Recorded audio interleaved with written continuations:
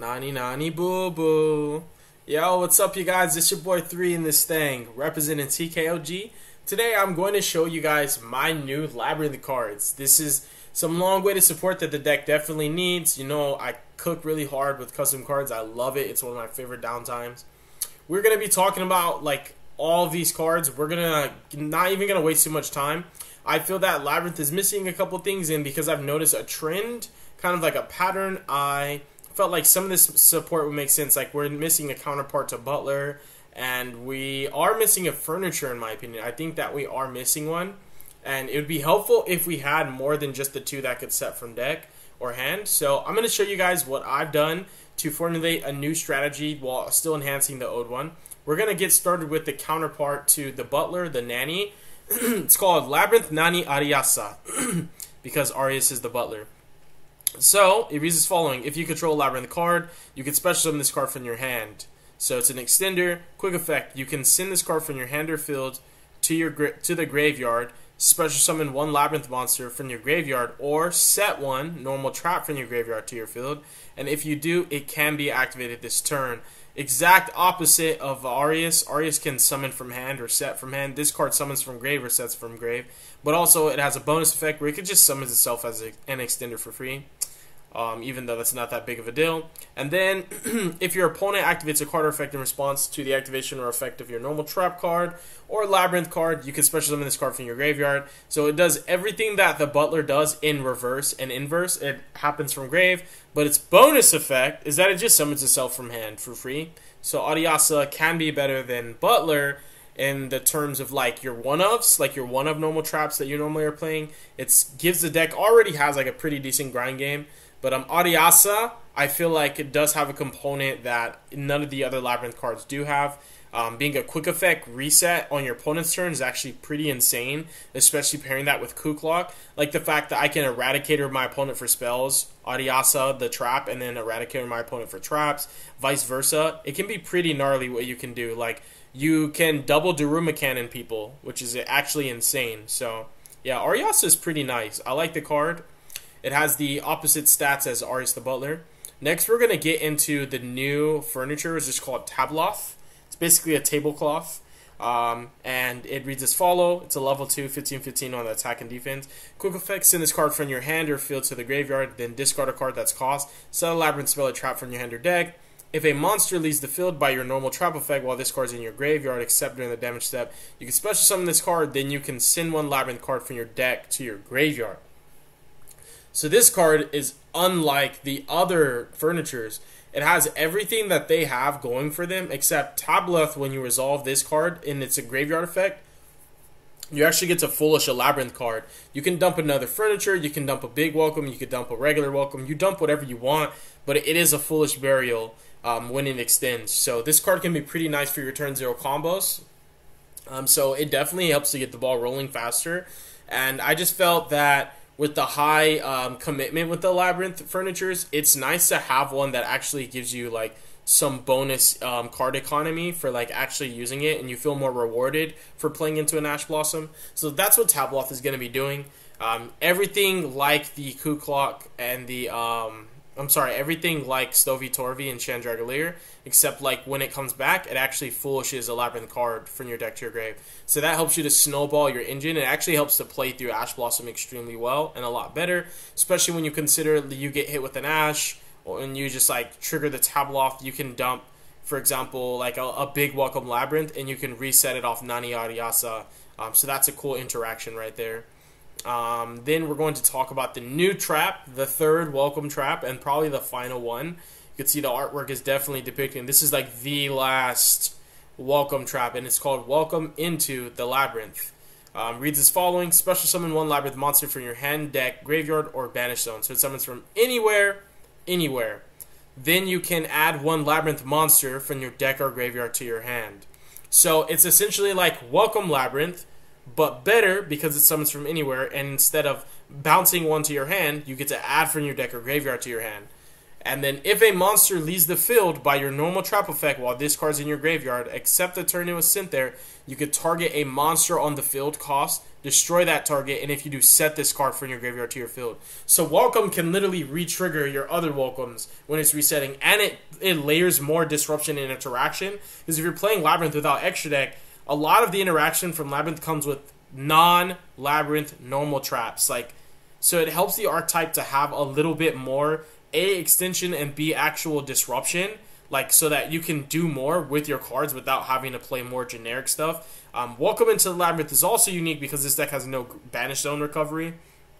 And this card essentially turns into a one-card full combo. If you resolve Welcome into the Labyrinth, you can be summoning a card like Ariana while simultaneously searching a Ku Klok and getting Ariana to grab a furniture and then discard that furniture and pair it with your Ku Klok, and then furniture, set a big Welcome, and now Welcome into the Labyrinth is full combo by itself. And it effectively gives Labyrinth a one-card combo, which they really don't have, and they could use a one-card combo. It'd be very nice if they had one. And its graveyard effect is going to constantly be clearing monsters. Target a monster in the field, destroy it. That's going to trigger even more lab cards because it's a normal trap effect doing that. So Welcome is actually really, really clean. Very nice card. Next up, we have our Link 2, Lovely Lady of the Labyrinth. Takes 2 monsters, including a lab monster.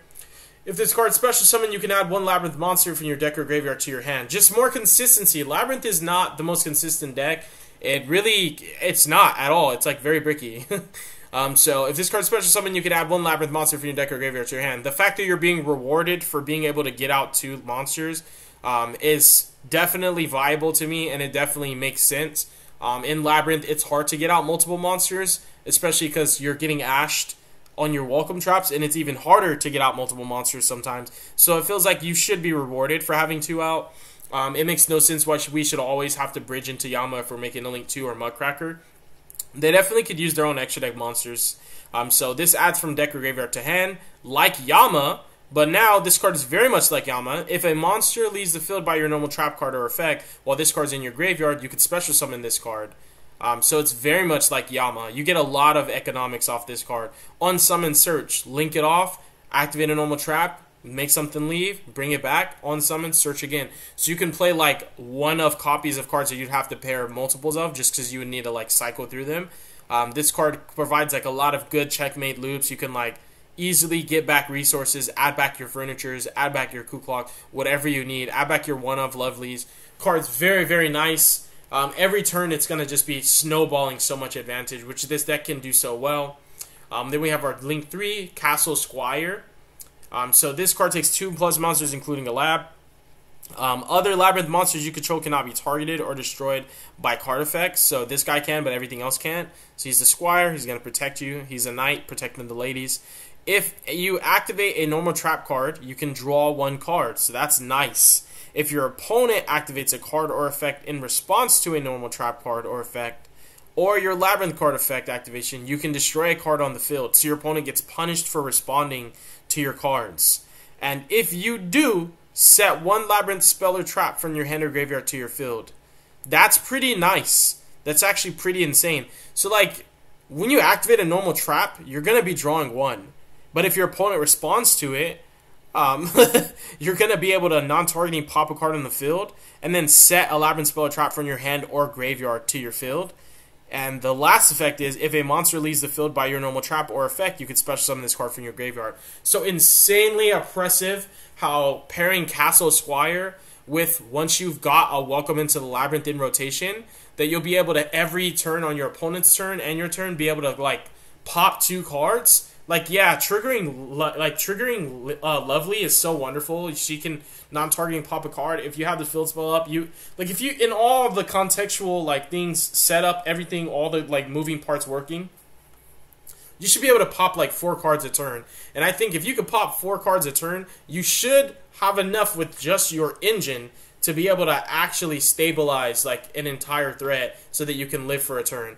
But the fact that this Engrave paired with Castle Squire set up Engrave can just get a snowballing interaction for you while you're already snowballing advantage and resources, yeah, Castle Squire is actually pretty good because it's very similar to Nani and also to Arius, the Butler, that it does make your opponent think twice on whether they want to respond, which helps this deck to insulate the best hand trap against it, which is Ash Blossom, and Ghost Bell as well. So I think Squire is actually phenomenally good. There's nothing overpowered about him, but he does reinforce the strategy and game plan, which like is you want to resolve welcome traps, and he does help you to resolve them because your opponent might feel less inclined to ash your trap if it means that this guy's going to literally take a card from them and get you another trap. So like, let's say in context, I activate Welcome into the Labyrinth, my opponent chains Ash, I activate Squire, and then I pop one of their cards, and then I reset my big Welcome and pair that with the Coup Clock. Now I just play through Ash, and then I can big Welcome immediately because of Coup Clock. So it's like, it's going to help you to A, play through Ash, and B, you might not play into Ash because they might think twice about responding. Very good card if you ask me. And then we have our end-all be-all boss monster, Link 4, Labyrinth Silver Golem, Castle Defender. It takes 2+ monsters, including a Labyrinth monster. I didn't get any artwork for this guy. All of them are Dark Fiends, you already know. Gains 500 attack for each normal trap in either graveyard. Labyrinth struggles OT King. This is like the closer, end-all be-all. This is a deal closer. So this guy should be coming out comfortably around 5,000 on average. You should typically have at least 2 or 3 normal traps in your grave. It's in either grave, so it gets kind of crazy how strong he can get. Quick effect. You can target any number of normal traps in your graveyard, enter banish zone, return those targets to the deck, and if you do, negate the effects of up to that many face-up cards your opponent controls permanently. So now Labyrinth actually has a negation. They didn't have that before. They couldn't negate anything. They couldn't do anything outside of like using normal traps to try and do it for them. Labyrinth is good right now because everything that Labyrinth can't do, there's normally a normal trap that can do that for you.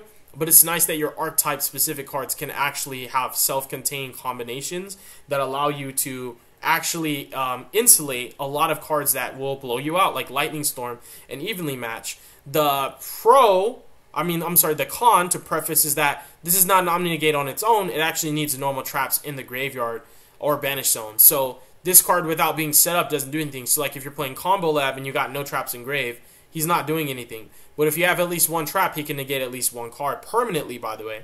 His other effect is if you activate another Labyrinth card or effect, you can activate this effect. This is also a quick effect. This card gains that card's activation effect. So Castle Defender not only can negate cards on the field forever, but let's say I activate Big Welcome, you can actually chain Silver Golem Castle Defender to copy Big Welcome, and you resolve 2 Big Welcomes. Does it lose to Ash Blossom still? Yes, because he has to chain directly just like Lady, so it still has that similar weakness. However, you have between Lady and Golem Castle, Golem Castle Defender, between those two, you have 2 different opportunities to actually get some advantage off one of your normal traps. What's cool with this guy is he does actually do it to any Labyrinth card, so if I normal Ariana and activate her effect, you can chain Castle and then get 2 searches instead of 1. If I activate Coup Clock to set a Labyrinth spell or trap from my deck to my field, I can chain Castle and set 2 Labyrinth spells or traps. So this card is going to reward you for being able to make him. He's going to be able to actually be reactive to the cards that Labyrinth normally struggles with, which is pretty much not being able to negate anything. And then also, the bonus for the reward for being able to make a Link 4 in Labyrinth is going to be the fact that this guy lets you double down on everything. So that's really cool. It's not necessarily going to be transaction rollback because it only works for Labyrinth cards, but however, it's really nice that, let's say I, just contextually, right, I Nani Ariasa to reset a Daruma Cannon. I can actually chain my Golem to the Nani Ariasa and gain the effect of Nani Ariasa to also set 2 traps from my graveyard. So now I can set a Daruma Cannon and I can set like an IDP and have the fact that I can basically just like infinite loop turn skips. So that's all of the new support. You guys let me know what you think in the comment section below. I think that, yeah, it's cooked pretty hard. The Link 3 could have the bonus to, if you draw a card, you can also optionally set a normal trap from your hand, special summon a fiend from your hand. That's the theme already in play with the draw effects that Labyrinths have, but because he had like 2 other really good effects, I just didn't want to give that much value to a Link 3. A Link 3 should not reward you that much, whereas the Link 4 rewards you immensely for making it.